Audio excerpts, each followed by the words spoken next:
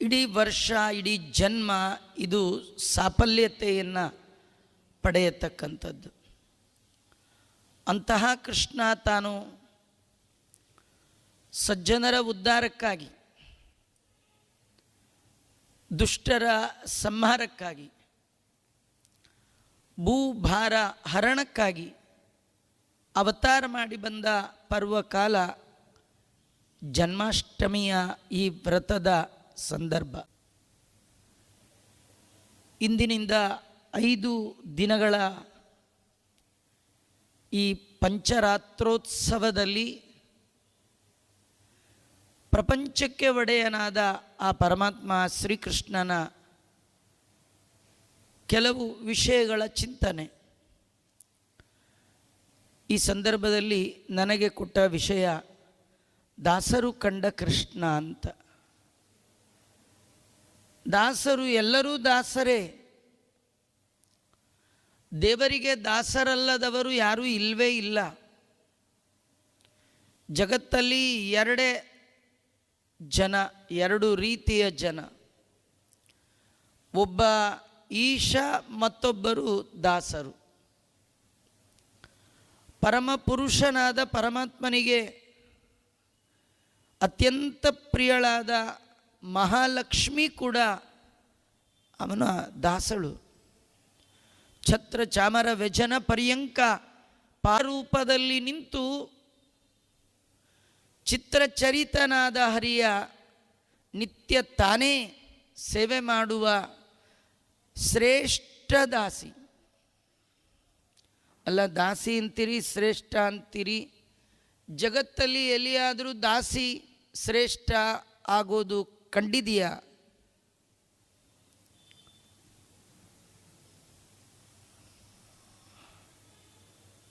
ಅವಳಿಗೆ ದೇವರ ದಾಸ್ಯತ್ವವೇ ಶ್ರೇಷ್ಠವಾಗಿ ಕಂಡಿದೆ.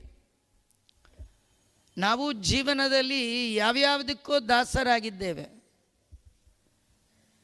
ಅವಳು ದೇವರಿಗೆ ದಾಸಳು ಅಂದರೆ, ದೇವರು ಅಂದರೆ ಸಕಲ ಗುಣಗಣ ಪರಿಪೂರ್ಣ. ಗುಣಗಳ ಮತ್ತೊಂದು ಹೆಸರೇ ದೇವರು. ಹಾಗಾಗಿ ದೇವರಿಗೆ ದಾಸಳು ಅಂದರೆ ಗುಣಕ್ಕೆ ದಾಸಳು. ನಾವೆಲ್ಲ ದೋಷಕ್ಕೆ ದಾಸರು.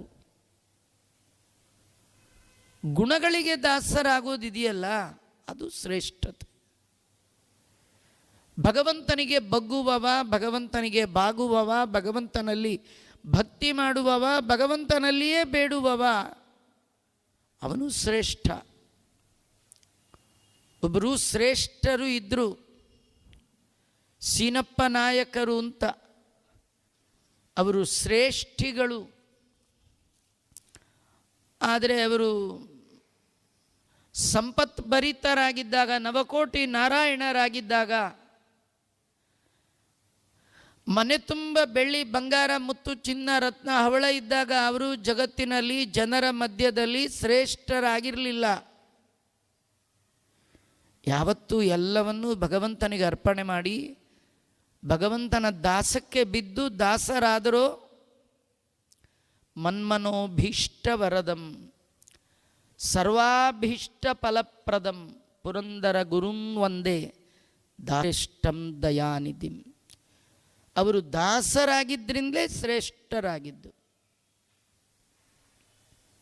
ತುಂಬ ಜನ್ಮಗಳ ಪುಣ್ಯ ಪ್ರಭಾವದಿಂದ ಭಗವಂತನಲ್ಲಿ ದಾಸ್ಯತ್ವದ ಬುದ್ಧಿ ನಮಗೆ ಬರುತ್ತೆ.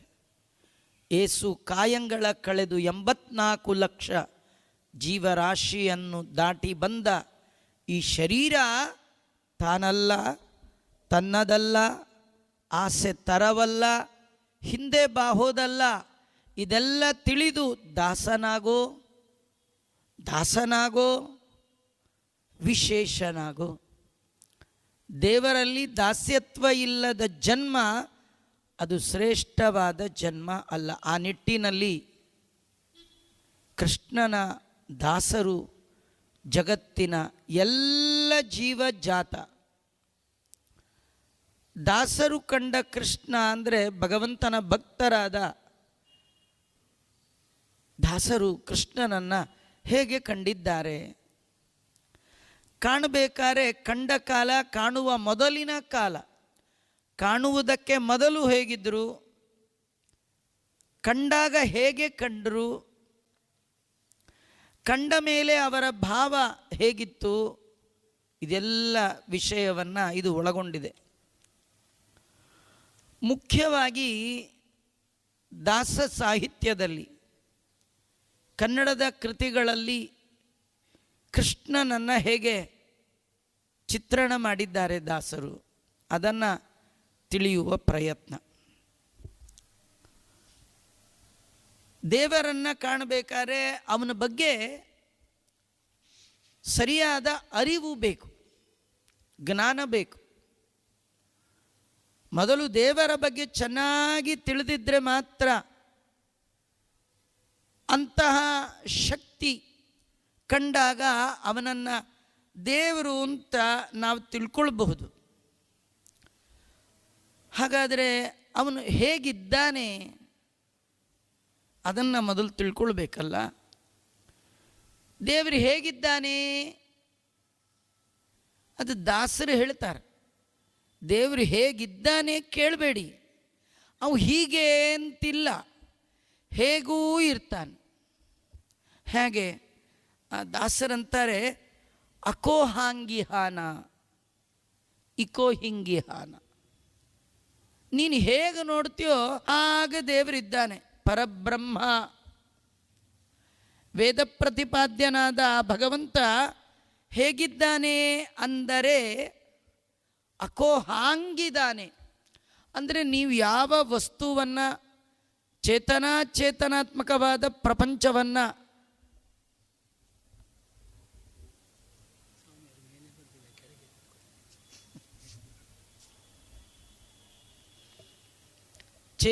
ಚೇತನಾತ್ಮಕವಾದ ಸಮಸ್ತ ಪ್ರಪಂಚವನ್ನು ಏನು ನೋಡ್ತೀವಿ ನಾವು, ಹಾಗೇ ಇದ್ದಾನಂತೆ ದೇವರು. ಏನು ನಮಗೆ ಯಾರಿಗೂ ಅರ್ಥ ಆಗೋಲ್ಲ.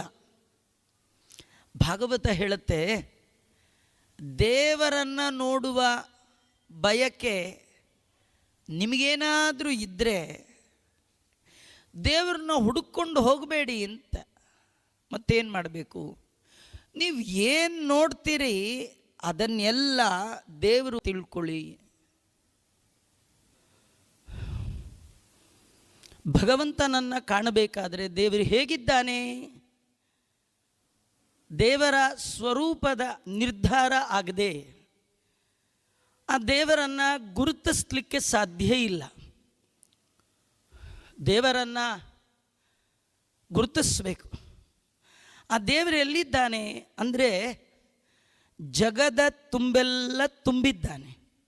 ಅಂತರ್ಬಹಿಶ್ಚ ತತ್ಸರ್ವಂ ವ್ಯಾಪ್ಯ ನಾರಾಯಣ ಸ್ಥಿತಃ. ಇದನ್ನೇ ಕನ್ನಡದಲ್ಲಿ ಅಣುರೇಣು ತೃಣಕಾಷ್ಟ ಪರಿಪೂರ್ಣ ಗೋವಿಂದ. ನೀವು ನಾವು ಯಾವುದೋ ಒಂದು ಪ್ಲೇಸಲ್ಲಿ ಮಾತ್ರ ಇರ್ತೇವೆ, ಅದಕ್ಕೆ ನಾವ್ಯಾರೂ ದೇವರ ಅಲ್ಲ. ದೇವರಂದರೆ ವಿಷ ಪ್ರವೇಶನೆ. ಇಡೀ ಜಗತ್ತಿನ ಒಳಗೆ ಯಾರು ವ್ಯಾಪ್ತನಾಗಿದ್ದಾನೆ, ಪ್ರವೇಶ ಮಾಡಿದ್ದಾನೆ, ಒಳಗಿದ್ದಾನೆ, ಹೊರಗಿದ್ದಾನೆ, ಎಲ್ಲ ಕಡೆ ಇದ್ದಾನೆ, ಎಲ್ಲ ಥರ ಇದ್ದಾನೆ, ಅವನು ದೇವರು. ಅದಕ್ಕೆ ದಾಸರನ್ನ ಕೇಳಿದ್ರೆ ಕೃಷ್ಣ ಎಲ್ಲಿದ್ದಾನೆ, ಹೇಗಿದ್ದಾನೆ, ಯಾಕೆ ಇಲ್ಲ ನಾವು ನೋಡಬೇಕು ಅಂತ ಅಂದ್ಕೊಂಡಿದ್ದೇವೆ. ನೋಡಬೇಕು ಅಂದ್ಕೊಂಡು ಜನ್ಮದಲ್ಲಿ ದೇವರು ನೋಡಲಿಕ್ಕಾಗಲ್ಲ. ನೀವು ನೋಡಬೇಕು ಅಂತ ಒಮ್ಮೆ ಅಂದ್ಕೊಂಡ್ರೆ, ಹಾಗಾಗಿ ದೇವರ ಬಗ್ಗೆ ಮಾಹಿತಿ, ದೇವರ ಐಡೆಂಟಿಫೈ ಮಾಡಲಿಕ್ಕೆ ಅವನ ಗುಣ, ರೂಪ, ಕ್ರಿಯಾ, ಲಕ್ಷಣ ಇದನ್ನೆಲ್ಲ ತುಂಬ ಜನ್ಮಗಳಲ್ಲಿ ಸಂಗ್ರಹ ಮಾಡಬೇಕು, ಕಲೆಕ್ಟ್ ಮಾಡ್ಕೊಳ್ಬೇಕು. ದೇವರು ಹೇಗಿದ್ದಾನೆ ಅಂತ. ದೇವರ ಬಗ್ಗೆ ನಿರ್ಧಾರಾತ್ಮಕವಾದ ಅರ್ಥ ಇದಮಿತ್ತಂ, ದೇವರು ಹೀಗೇ ಇದ್ದಾನೆ ಅನ್ನುವ ಅರಿವು ಮೊದಲು ಬೇಕು, ಜ್ಞಾನ ಬೇಕು. ದೇವರನ್ನು ನೋಡಬೇಕಾದ್ರೆ ಏನು ಬೇಕು? ಜ್ಞಾನ ಬೇಕು. ಅದು ಕೂಡ ನಿಮ್ಮ ಪ್ರಯತ್ನ ಪ್ರಾಮಾಣಿಕವಾಗಿದ್ದರೆ, ದೇವರನ್ನು ನೋಡುವ ಪ್ರಯತ್ನ ಪ್ರಾಮಾಣಿಕವಾಗಿದ್ದರೆ, ಪರಮಾತ್ಮ ಅವನಿಗೆ ಕಾರುಣ್ಯ ಬಂದರೆ ಬಹೂನಾಂ ಜನ್ಮನಾಂ ಅಂತೆ ಜ್ಞಾನವಾನ್ ಮಾಂ ಪ್ರಪದ್ಯತೆ. ಕೃಷ್ಣ ಅಂತಾನೆ, ನಿನ್ನನ್ನು ನಾನು ಜ್ಞಾನಿಯನ್ನಾಗಿ ಮಾಡ್ತೇನೆ. ಅರ್ಥಾತ್ ಗುರುಗಳಲ್ಲಿ ನಿಂತು ನನ್ನ ಅರಿವನ್ನು ನಿನಗೆ ನಾನು ಕೊಡ್ತೇನೆ ಅಂತ. ದೇವರೇ ಕೊಡಬೇಕು ಅವನ ಜ್ಞಾನ, ಮತ್ತಾರಿಗೆ ಕೊಡುವ ಯೋಗ್ಯತೆ ಇಲ್ಲ, ಶಕ್ತಿ ಇಲ್ಲ, ತಾಕತ್ತಿಲ್ಲ. ಗುರು ಸ್ಥಿತ್ವ ತದ್ವಾರ ಜ್ಞಾನೋಪದೇಷ್ಟ್ರೇ.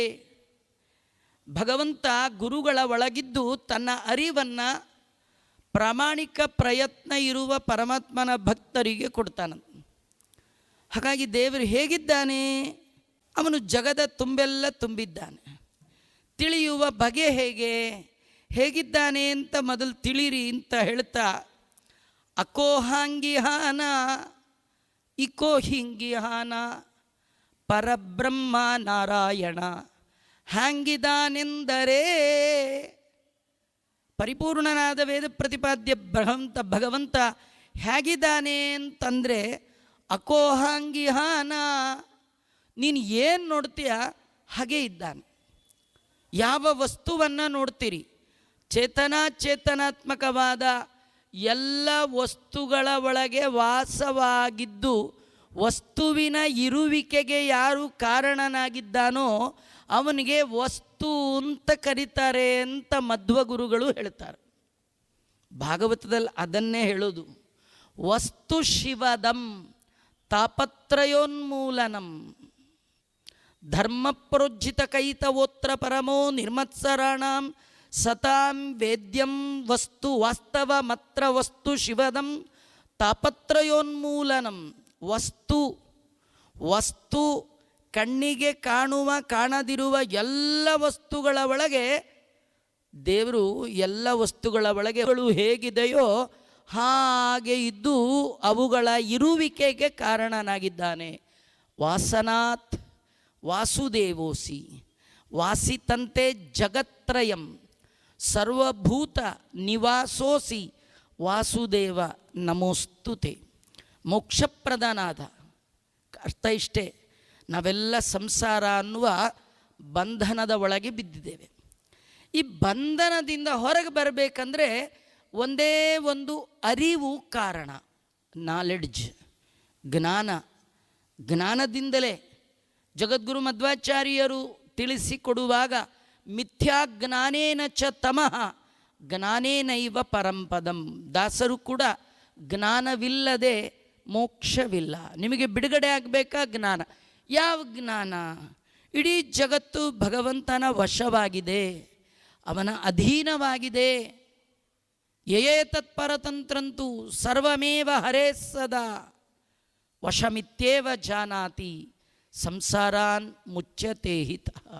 ಹುಟ್ಟು ಸಾವಿನಿಂದ ಹೊರಬಂದು ಆ ಭಗವಂತನ ಪರಮಾನುಗ್ರಹ ಸಂಪಾದನೆ ಮಾಡಬೇಕಂದ್ರೆ ನಮ್ಮ ತಿಳುವಳಿಕೆ, ಜ್ಞಾನದ ಅರಿವು ಕಾರಣ ಆಗುತ್ತೆ. ಏನದು? ಭಗವಂತನ ಅಧೀನವಾಗಿ ಇಡೀ ಜಗತ್ತಿದೆ. ಆ ಇರಲಿಕ್ಕಾಗಿ ದೇವರೇನು ಮಾಡಿದ್ದಾನೆ? ಜಗದ ಒಳಗೆ ಪ್ರವೇಶ ಮಾಡಿದ್ದಾನೆ. ಎಲ್ಲ ವಸ್ತುಗಳ ಒಳಗಿದ್ದಾನೆ ದೇವರು. ದೇವರಿಲ್ಲದ ವಸ್ತುವೇ ಇಲ್ಲ. ಹಾಗಾಗಿ ನೋಡುವ ಕಣ್ಣು ರೆಡಿ ಮಾಡ್ಕೊಳ್ಬೇಕಂತೆ. ದಾಸರು ನಮ್ಮ ಅದನ್ನೇ ಕನ್ನಡದಲ್ಲಿ ಕೇಳಿದ್ದು. ನೋಡುವುದೇ ಕಣ್ಣು, ಕ್ವಶ್ಚನ್ ಅದು. ನೋಡುವುದೇ ಕಣ್ಣು. ಕೆಲವರು ವಯಸ್ಸಾದ ಮೇಲೆ ವಯಸ್ಸಾದವ್ರನ್ನ ಮಾತಾಡಿಸುವಾಗ ಕೇಳ್ತಾರೆ, ಕಣ್ಣು ಕಾಣುತ್ತಾ ಅಂತಾರೆ.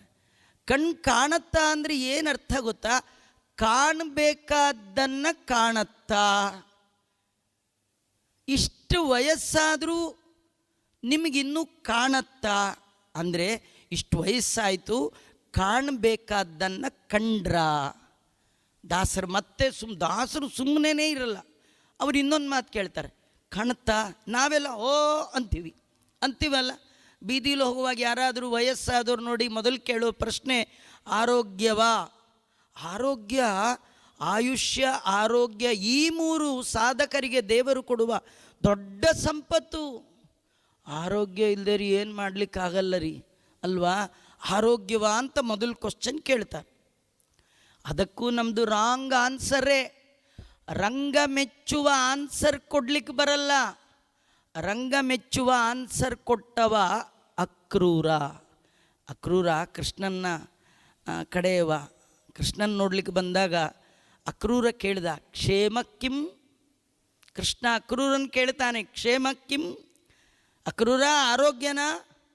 ಅವನು ಎಂಥ ಆನ್ಸರ್ ಮಾಡ್ದ ಗೊತ್ತಾ? ಅವನ ಥರ ಆನ್ಸರ್ ಮಾಡ್ಲಿಕ್ಕೆ ಯಾರಿಗೂ ಬರಲ್ಲ. ಆದ್ದರಿಂದ ನಾವು ಜೀವನದಲ್ಲಿ ಎಷ್ಟೋ ಬಾರಿ ಕೃಷ್ಣನ ಭೇಟಿ ಮಾಡಿದ್ರೆ, ಕೃಷ್ಣನ ನೋಡಿದ್ರೆ, ಕೃಷ್ಣ ನಮ್ಮನ್ನು ಎಂದು ಆರೋಗ್ಯವ ಅಂತ ಕೇಳೇ ಇಲ್ಲ.